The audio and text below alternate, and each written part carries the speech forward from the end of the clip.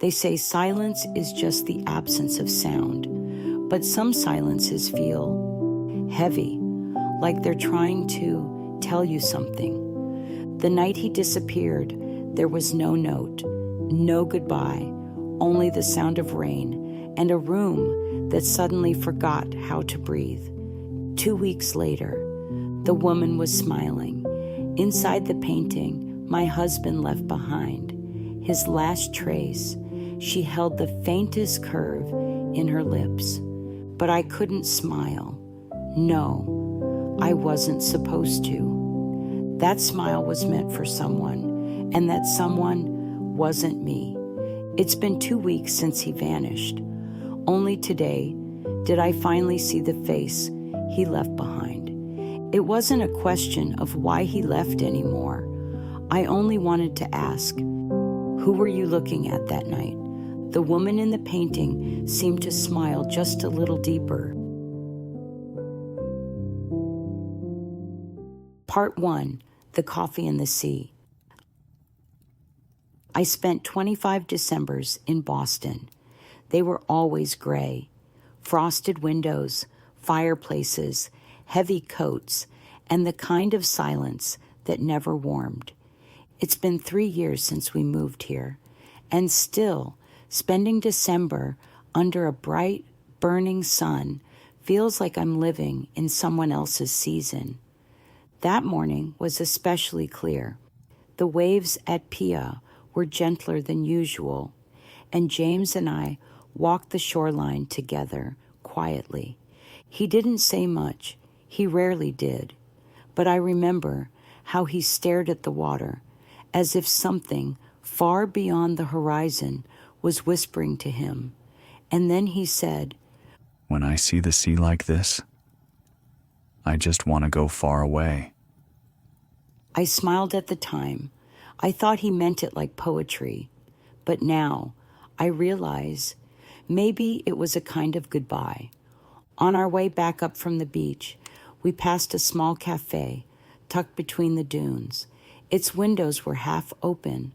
Wisteria vines curled around the white painted walls, and from outside you could hear pages turning, not music. Inside, the scent of coffee was faint compared to the smell of paint and canvas. Local artwork lined the walls, and stacked pallets sat like forgotten sculptures in the corners. And then I saw her, or rather, he saw her first. She was sitting by the window, wearing a white shirt and a linen apron, her hands steady, painting the sea with a kind of quiet devotion. She didn't look up, but James did. He looked at her, then at her canvas, then back at her. He didn't speak. He didn't move. And I was too busy reading the menu. That moment must have lasted no more than a few minutes. But now I know. That was the moment he picked up his brush again, even if he hadn't touched it yet. Part 2, The Woman by the Window. She sat by the window, white shirt, linen apron, the kind of stillness that belonged only to someone who was completely elsewhere in her mind.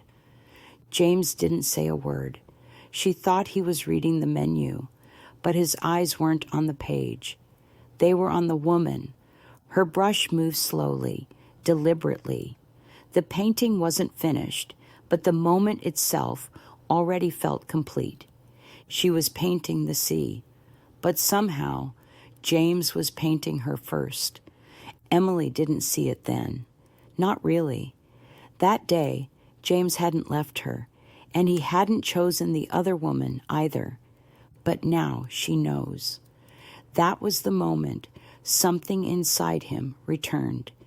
The brush he had buried in silence began to breathe again, and without realizing, she began to fade.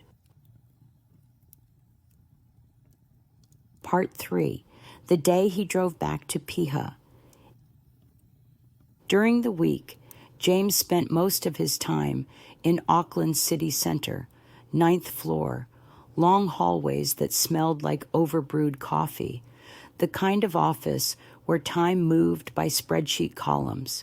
He never said much when he came home, but lately he'd started saying he needed air, a short drive, some quiet. I didn't question it. We owned a villa near Piha Beach, just 30 minutes from the city, close enough to call casual, far enough to feel like a secret. That evening was no different. When I returned from errands, his shoes by the door were damp, not with city dust, but with grains of black sand and the trace of seawater. I didn't ask. In the kitchen, he sat at the table longer than usual. Client statements were open beside him, but his eyes weren't reading. They were watching something invisible. His fingers held a pen, but they moved as if sketching. James was an accountant. He liked clean margins, predictable outcomes, risk managed before it ever appeared. He chose numbers because they made sense, because they worked. But I remembered him telling me stories from his school days.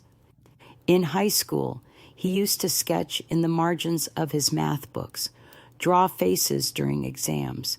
He could lose hours to charcoal and ink before his father reminded him that art didn't pay the bills. So James closed that drawer and became a man of numbers. But now he was going back to Piha Beach more than once, and I knew there was painting and there was someone. I didn't ask, but something in me was already listening.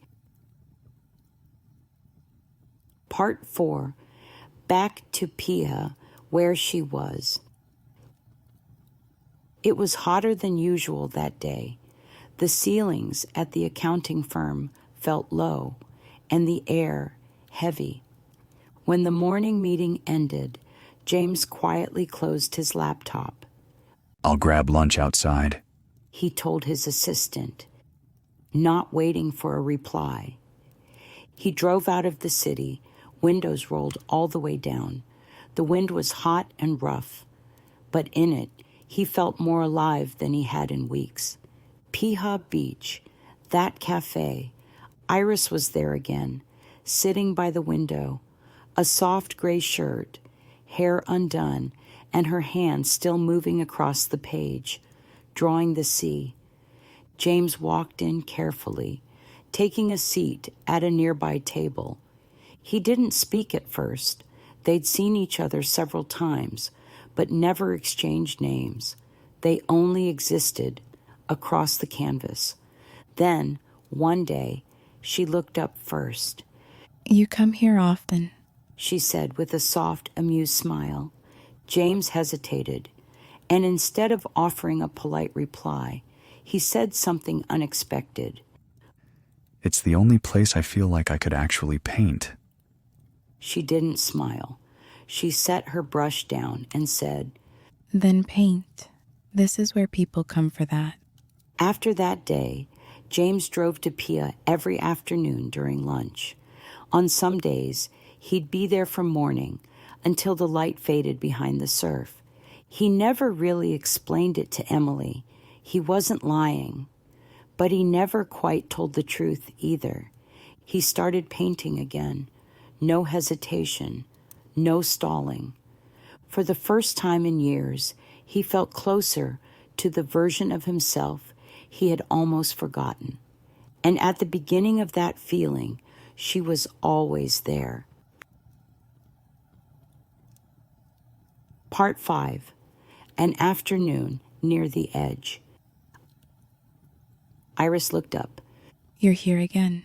Her voice was short but warm. James smiled and took the seat across from her. She had her sketchbook open by the window. How's the painting going lately?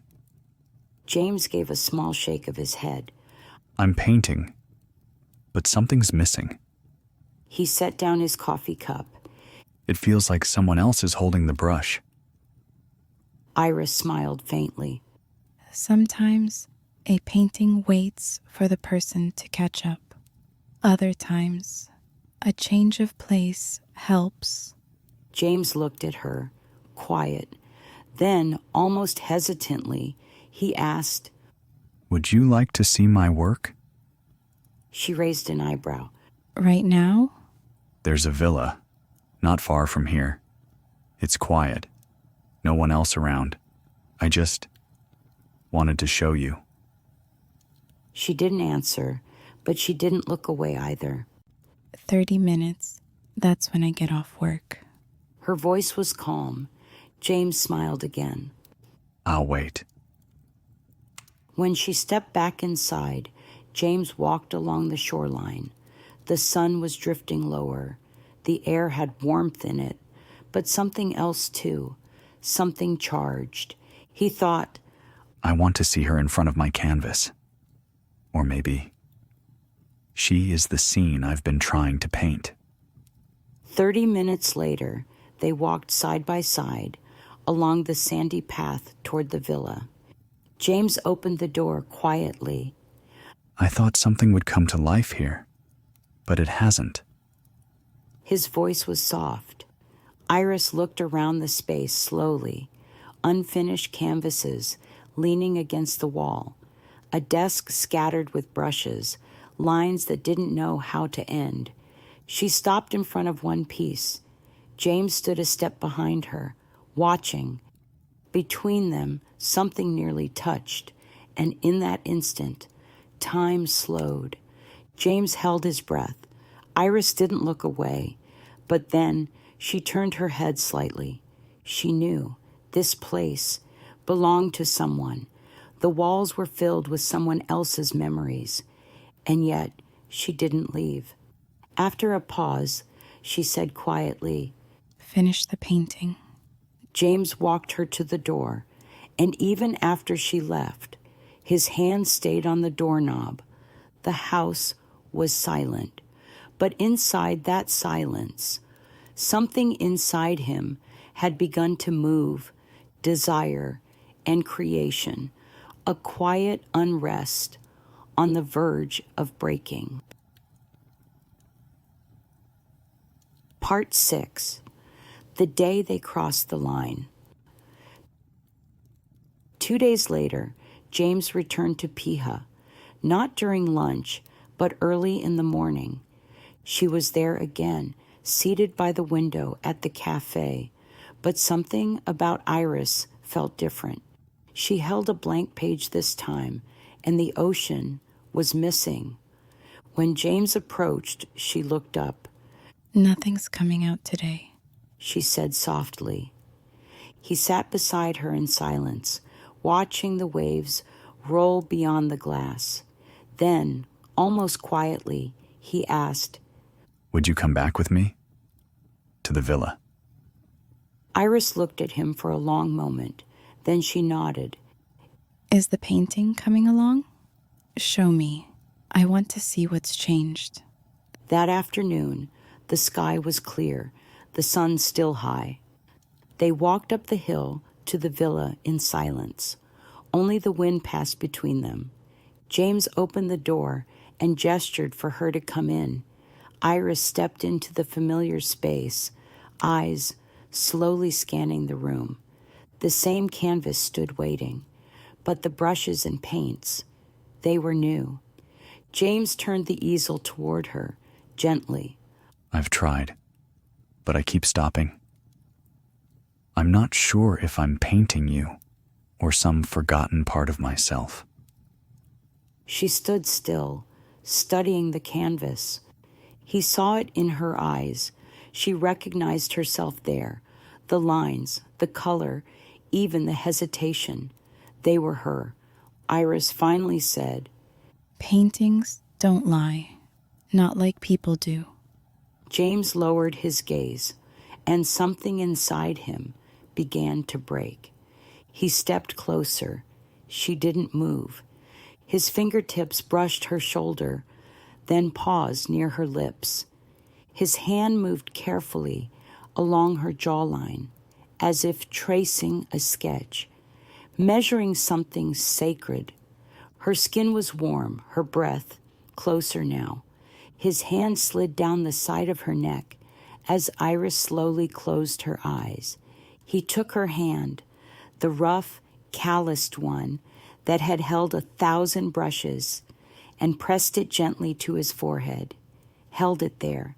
Then his touch moved again, neck, shoulder, elbow, waist, each motion slow, almost afraid, but his breath grew heavier.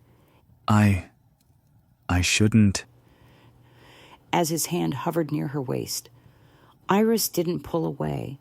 Instead, she looked at him and said, barely audible, Then don't. and Iris, her back slowly began to arch and her breath grew shallow. She didn't turn away. She leaned in, wrapped her arms around his neck, and drew him closer. Before their lips met, their foreheads touched, just for a second that felt like the deepest kind of embrace. And then, no more questions, no logic, no guilt, only this moment. Their lips met, and time fell silent. Their bodies moved, slowly, cautiously, wrapping into each other. It wasn't possession. It wasn't escape. It was a painting, unfinished until now, finally completed without a brush. This is as far as the story has come. The beginning, just barely written. The rest of it lingers quietly, waiting between the lines. If this character's footsteps happen to echo somewhere in your mind, then perhaps one day I'll turn the next page